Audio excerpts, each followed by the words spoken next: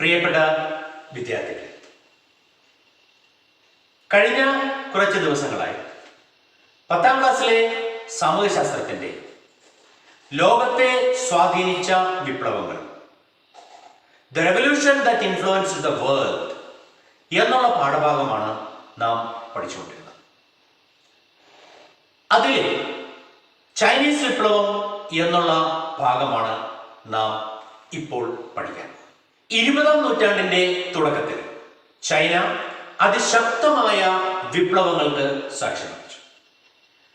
പ്രധാനമായും 2 കാരണങ്ങളാണ് ചൈനീസ് വിപ്ലവത്തിന് വഴിതെളിച്ചത്.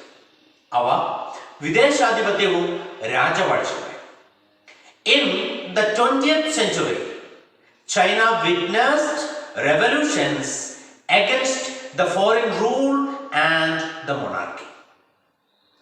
19ാം നൂറ്റാണ്ടിന്റെ മധ്യകാലം വരെ ചൈനയിൽ ശക്തമായ ഒരു ഭരണകൂടം നിലനിന്നു. പിന്നീട് ചൈന ദുർബലമാകാൻ തുടങ്ങി. ഈ സമയം പാശ്ചാത്യ ശക്തികൾ ചൈനയെ ചൂഷണം ചെയ്യാൻ ശ്രമിച്ചു.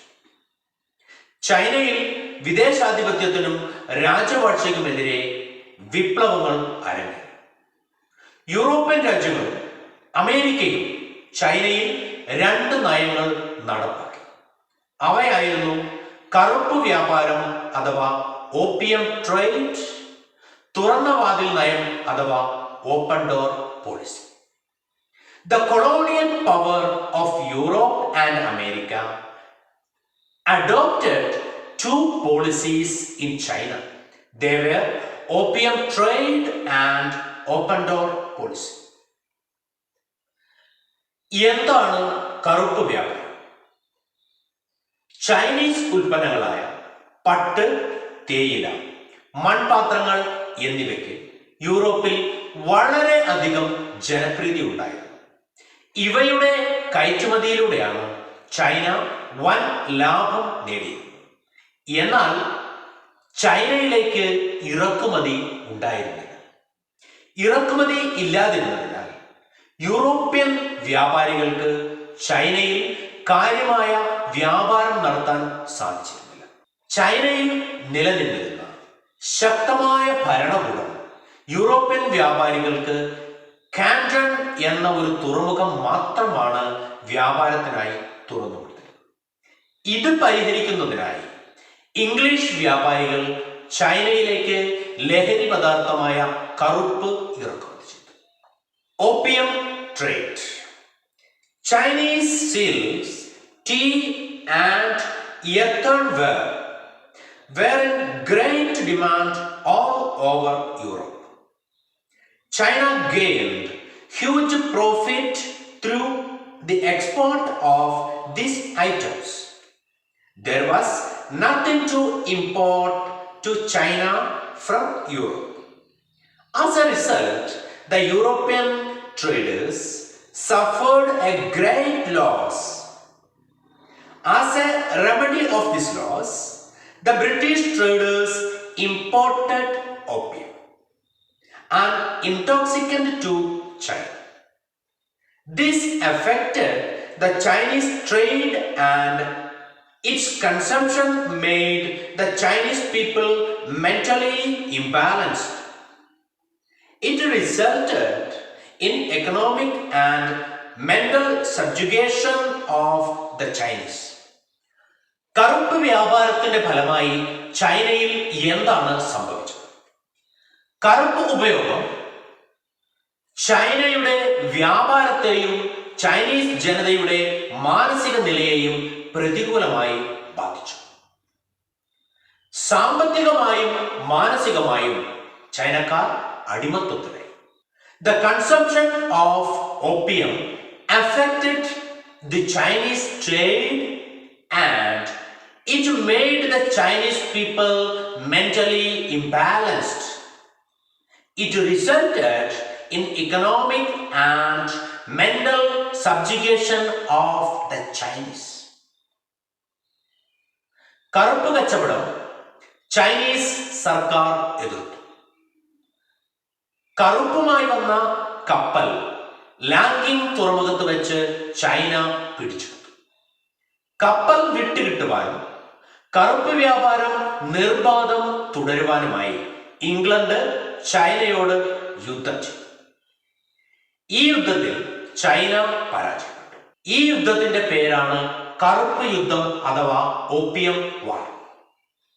കറുപ്പ് യുദ്ധത്തെ തുടർന്ന് യൂറോപ്യൻ ശക്തികൾ ചൈനയെ പങ്കിട്ടെടുത്തു. കറുപ്പ് വ്യാപാരത്തിന്റെ ഫലമായി ചൈനീസ് ജനത മാനസികമായും സാമ്പത്തികമായും തകർന്നു. 19-ാം നൂറ്റാണ്ടിന്റെ അവസാനമായപ്പോഴേക്കും ബ്രിട്ടൻ, ഫ്രാൻസ് അടക്കമുള്ള യൂറോപ്യൻ രാജ്യങ്ങൾ ചൈനയിൽ വ്യാപാരം ആരംഭിച്ചു. അമേരിക്കയ്ക്ക് ഈ സമയത്ത് ചൈനയിൽ വ്യാപാരത്തിൽ ശ്രദ്ധിക്കാൻ കഴിഞ്ഞു. അതുകൊണ്ട് തന്നെ അമേരിക്ക ചൈനയുടെ വ്യാപാര മേഖലയിൽ ഇടപെടാൻ തീരുമാനിച്ചു. അതിന് അവർ ലളിതമായ ഒരു മാർഗം കണ്ടെത്തി. അതായിരുന്നു തുറന്ന വാതിൽ നയം അഥവാ ഓപ്പൺ ഡോർ പോളിസി. തുറന്ന വാതിൽ നയം ചൈനയുടെ കമ്പോളങ്ങളിൽ എല്ലാ രാജ്യങ്ങൾക്കും തുല്യമായ അവകാശവും അവസരവും ഉണ്ട് എന്ന് അമേരിക്ക വാദിച്ചു. ഈ നയത്തിന്റെ പേരായിരുന്നു തുറന്ന വാതിൽ നയം. അമേരിക്കൻ സ്റ്റേറ്റ് സെക്രട്ടറി ആയിരുന്ന ജോൺ ഹേ ആയിരുന്നു ഈ നയം പ്രഖ്യാപിച്ചത്. America argued for equal rights and opportunity for all countries in Chinese market. The policy is known as open door policy. American State Secretary John Hay introduced this open door policy. ഈ തുറന്ന വാതിൽ നയത്തിന്റെ പ്രത്യേകതകൾ എന്തൊക്കെയായിരുന്നു? ചൈനയുടെ കമ്പോളങ്ങളിൽ എല്ലാ രാജ്യങ്ങൾക്കും തുല്യ അവകാശവും അവസരവും ഉണ്ട് എന്ന് അമേരിക്ക വാദിച്ചു. ചൈനയെ വിവിധ രാജ്യങ്ങളുടെ സ്വാധീന മേഖലകളായി വിഭജിച്ചു. അമേരിക്കയ്ക്ക് ചൈനയിൽ ഇടപെടാൻ അവസരം ഒരുക്കുക എന്നതായിരുന്നു ഈ നയത്തിന്റെ ലക്ഷ്യം. Speciality of open door policy. As per this policy, America argued for equal rights and opportunity for all countries. China was divided into different regions to be controlled by various countries. The aim of this policy was to create an opportunity for the America to interfere in China. ഈ തുറന്ന വാതിൽ നയത്തിന്റെ ഫലങ്ങൾ എന്തൊക്കെയായിരുന്നു എന്ന് നോക്കാം. തുറന്ന വാതിൽ നയത്തിന്റെ ഫലമായി ചൈന പാശ്ചാത്യ ശക്തികളുടെ സ്വാധീന മേഖലയായി വിഭജിക്കപ്പെട്ടു. ചൈനീസ് ജനത യൂറോപ്യന്മാരുടെ അടിമത്വത്തിന് കീഴിലായി. As a result of this open door policy, China was divided into spheres of Western influence. The people of China were subjugated by the Europeans. ഈ സമയത്ത് ചൈന ഭരിച്ചിരുന്നത് മഞ്ചു രാജവംശം. മഞ്ചു രാജവംശം വിദേശീയരുടെ ഇടപെടലിനും ആധിപത്യത്തിനും അനുകൂലമായ നിലപാടാണ് സ്വീകരിച്ചത്. എന്നാൽ ചൈനയിൽ നിലനിന്നിരുന്ന ചില രഹസ്യ സംഘടനകൾ ചൈനയിലെ വിദേശ ആധിപത്യത്തിനെതിരെ ഒരു കലാപം സംഘടിപ്പിച്ചു. ബോക്സർമാരുടെ മുഷ്ടിയായിരുന്നു അവരുടെ മുദ്ര. ഈ കലാപം ബോക്സർ കലാപം എന്നാണ് അറിയപ്പെടുന്നത്. ബോക്സർ കലാപം ചൈനയിൽ പ്രവർത്തിച്ചിരുന്ന ചില രഹസ്യ സംഘടനകൾ വിദേശാധിപത്യം അവസാനിപ്പിക്കാനായി 1900 ഒരു കലാപം സംഘടിപ്പിച്ചു. ബോക്സർമാരുടെ മുഷ്ടിയായിരുന്നു അവരുടെ മുദ്ര. Boxer rebellion.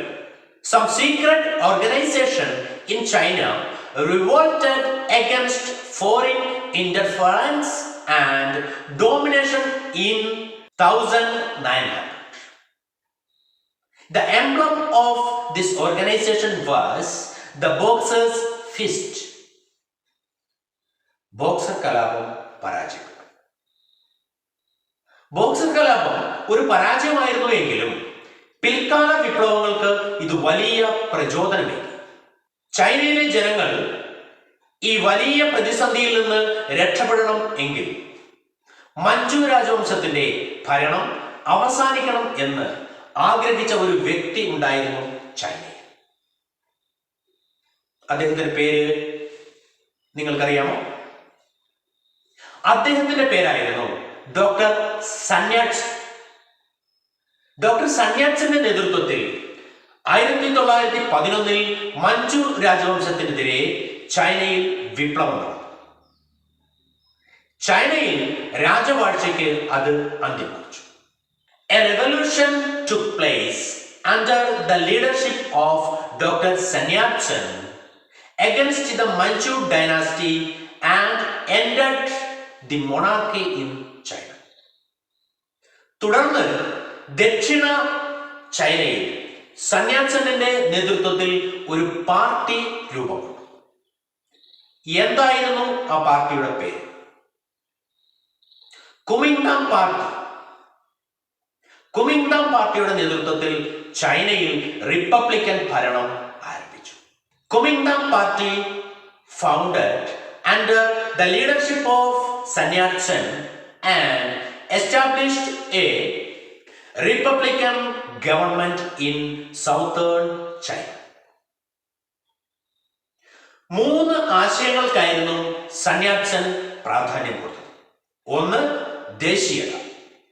മഞ്ചു രാജവംശത്തെയും സാമ്രാജ്യ ശക്തികളെയും പുറത്താക്കുക. 2, ജനാധിപത്യം. ഒരു ജനാധിപത്യ ഭരണം സ്ഥാപിക്കുക. 3, സോഷ്യലിസം. മൂലധനത്തെ നിയന്ത്രിക്കുകയും ഭൂമി തുല്യമായി വീതിക്കുകയും ചെയ്യുക. Sun Yat-sen gave importance to 3 concepts. First one is nationalism.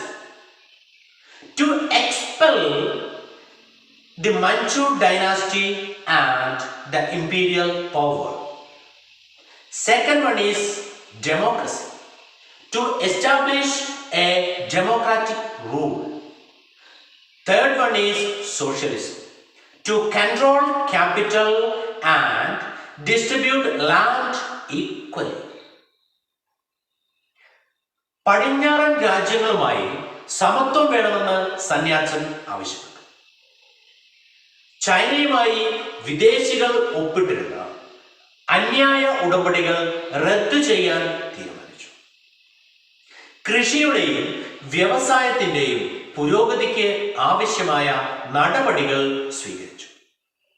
Sun Yat-sen wanted to maintain equality with Western countries, decided to nullify unjust treaties signed with the foreign countries, adopted measures for the progress of agriculture and industries. ഈ സമയത്ത് വിവിധ മേഖലകളിൽ അയൽ രാജ്യമായ Russia ചൈനയെ അളവറ്റ് സഹായിച്ചു. റഷ്യയുടെ നേതൃത്വത്തിൽ ചൈനയിൽ ഒരു പാർട്ടി രൂപീകരിച്ചു. അതായിരുന്നു ചൈനീസ് കമ്മ്യൂണിസ്റ്റ് പാർട്ടി. ഇപ്പോൾ ചൈനയിൽ 2 പാർട്ടികൾ ഉണ്ട്. ഒന്ന് കുമിങ്ഡാം പാർട്ടി, 2 ചൈനീസ് കമ്മ്യൂണിസ്റ്റ് പാർട്ടി. ആദ്യകാലങ്ങളിൽ കുമിങ്ഡാങ്ങുകളും കമ്മ്യൂണിസ്റ്റുകളും ഒരുമിച്ച് പ്രവർത്തിച്ചു. 1925 സൻ യാറ്റ്-സെൻ മരിക്കുന്നു. തുടർന്ന് ചിയാൻ കൈഷക് അധികാരത്തിൽ വരുന്നു. ഇതോടെ കുമിങ്ഡാങ്ങുകളും കമ്മ്യൂണിസ്റ്റുകളും തമ്മിലുള്ള സഹകരണം ഇല്ലാതായി. ചൈനയിൽ ചിയാൻ കൈഷക് ഏകാധിപത്യ ഭരണത്തിന് തുടക്കം കുറിച്ചു. അമേരിക്ക അടക്കമുള്ള വിദേശ ശക്തികൾക്ക് ചൈനയിൽ ഇടപെടാനുള്ള അവസരം ഒരുക്കിക്കൊടുത്തു. ascertain military autocracy in China. did not cooperate with communists, gave opportunity for foreign powers, including America, to freely interfere in China. ചൈനയിലെ കൽക്കരി, ഇരുമ്പ് തുടങ്ങിയ വ്യവസായങ്ങൾ, ബാങ്കിംഗ്, വിദേശ വ്യാപാരം ഇവയെല്ലാം വിദേശ രാജ്യങ്ങൾ നിയന്ത്രിക്കാൻ തുടങ്ങി. Coal and iron industries, banking and foreign trade were all controlled by foreign countries. കമ്മ്യൂണിസ്റ്റുകൾ ചിയാൻ കൈഷക്കിന്റെ നയങ്ങൾ എല്ലാം രൂക്ഷമായ രീതിയിൽ വിമർശിച്ചു. എന്നാൽ ചിയാൻ കൈഷക് അവരെ ക്രൂരമായി നേരിട്ടു. The communists protested against the policies of Chiang Kai-shek. They were brutally suppressed. ഈ സമയത്താണ് ചൈനീസ് കമ്മ്യൂണിസ്റ്റ് പാർട്ടിക്ക് അവരുടെ ഏറ്റവും ശക്തനായ നേതാവിനെ ലഭിച്ചത്. അദ്ദേഹമാണ് മാവോ സേതു. ചിയാൻ കൈഷക്കിന്റെ നേതൃത്വത്തിലുള്ള കുമിങ്ഡാം ഭരണത്തിനെതിരായി മാവോ സേതുവിന്റെ നേതൃത്വത്തിൽ കമ്മ്യൂണിസ്റ്റുകൾ വിപ്ലവത്തിനൊരുങ്ങി. അതിന് അവരെ പ്രേരിപ്പിച്ചത് 3 ഘടകങ്ങളായി. ഒന്ന്, വിദേശ ശക്തികൾക്ക് അനുകൂലമായ ചിയാൻ കൈഷക്കിന്റെ നിലപാടുകൾ. 2, കമ്മ്യൂണിസത്തോടുള്ള അദ്ദേഹത്തിന്റെ എതിർപ്പ്. 3, സൈനിക ഏകാധിപത്യം. First one is attitudes favouring foreigners by Chiang Kai-shek. Second one, antagonism towards communism. Third one is military autocracy.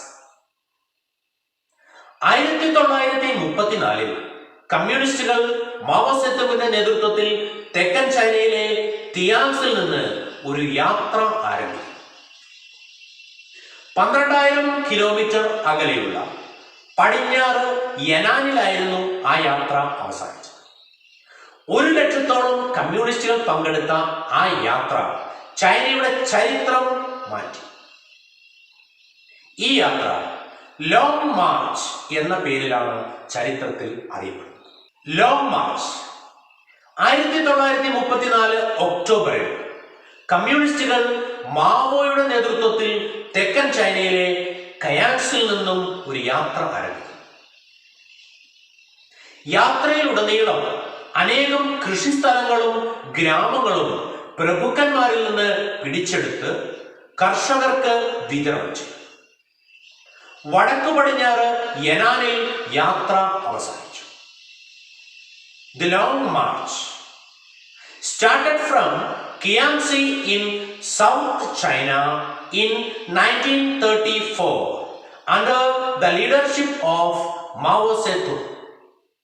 Throughout the journey, they seized out agricultural land and villages from lords and distributed them among the farmers. The march ended at Yan'an in northwest China. ഈ യാത്രയോടുകൂടി വിദേശാധിപത്യത്തെ ചൈനയിൽ നിന്ന് തൂത്തെറിയുന്നതിന് കമ്മ്യൂണിസ്റ്റുകൾക്ക് സാധിച്ചു. മാവോയുടെ നേതൃത്വത്തിൽ ചുവപ്പ് സേന കുമിങ്ഡാം ഭരണത്തിന്റെ കേന്ദ്രം കൈക്കലാക്കി. പരാജിതനായ ചിയാങ് കൈഷക് തായ്വാനിലേക്ക് പലായനം ചെയ്തു. 1949 ഒക്ടോബർ 1 മാവോ സേതുവിന്റെ നേതൃത്വത്തിൽ ചൈന ഒരു ജനകീയ റിപ്പബ്ലിക്കായി മാറി. China become people's republic of China on 1 October 1949 under the leadership of Mao Zedong. തുടർന്ന് ചൈനയിൽ മാവോ സേതു ഒരു മികച്ച റിപ്പബ്ലിക്കൻ ഭരണം കാഴ്ചവെച്ചു. ഈ പാഠഭാഗവുമായി ബന്ധപ്പെട്ട ചില തുടർ പ്രവർത്തനങ്ങൾ. 1. ചൈനയെ അധീനപ്പെടുത്താൻ പാശ്ചാത്യ ശക്തികളും അമേരിക്കയും സ്വീകരിച്ച തന്ത്രങ്ങൾ വ്യത്യസ്തമായിരുന്നു. വ്യക്തമാണ്. രണ്ട്, ചൈനയെ ഒരു ജനകീയ റിപ്പബ്ലിക്കാക്കി മാറ്റുന്നതിൽ മാവോ സേതുങ് വഹിച്ച പങ്കിനെ കുറിച്ച് ഒരു കുറിപ്പ് തയ്യാറാക്കുക. Western power and America adopted different strategies to dominate China. Elucidate. Prepare a note on the role played by Mao Zedong to make China a People's Republic. ഈ തുടർ പ്രവർത്തനങ്ങൾ കൃത്യമായി ചെയ്യുക.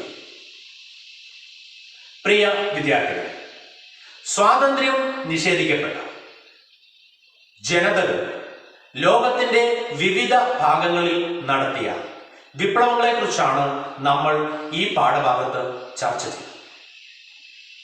ഇവ മുന്നോട്ട് വെച്ച ആശയങ്ങൾ ആധുനിക ലോക ചരിത്രത്തെ രൂപപ്പെടുത്തുന്നതിൽ നിർണായക പങ്ക് വഹിച്ചു.